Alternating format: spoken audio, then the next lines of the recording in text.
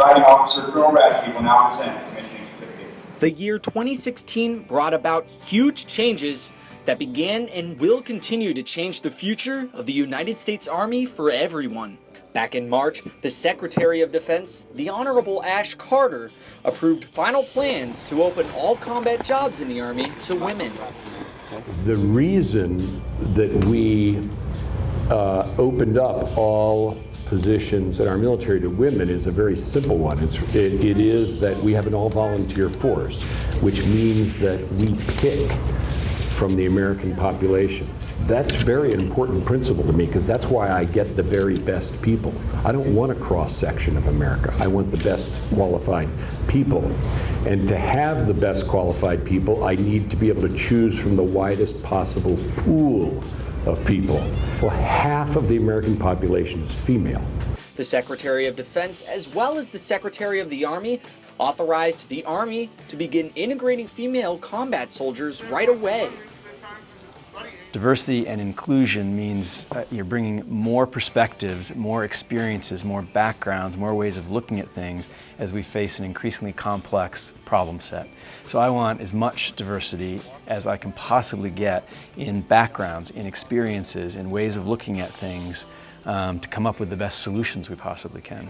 They're all soldiers out on the courses there and the training. The rest doesn't matter. This began to have a huge effect on female cadets going through Cadet Summer Training 2016 at Fort Knox, Kentucky, as they are now able to see themselves in certain combat roles. Hey RTO, we need a 9-line.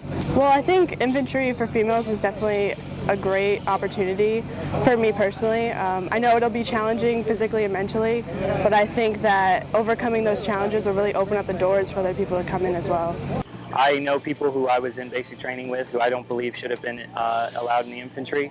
And there are some females I've seen out here perform better than my friends in basic training did. So I believe that personally, if it's going to take some time, but once the Army gets used to having females in combat arms and treating them no differently than treating another male, we will be able to successfully integrate women and treat them as equals instead of what they're being treated as now. These changes not only provide female cadets with extra opportunities, but extra motivation to push them through cadet summer training and into their futures as officers of the Army. What if the most qualified person happened to be female? Major Lisa Jaster is a front runner in the movement to gender integration when she became one of the first 3 women to graduate Army Ranger School back in October 2015. She talked to some of the cadets at Fort Knox during cadet summer training about their potential roles in the future.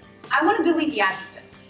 I want to get rid of male, female, black, white, gay, straight. I don't care about any of that. I just want the most qualified person for the job to do the job.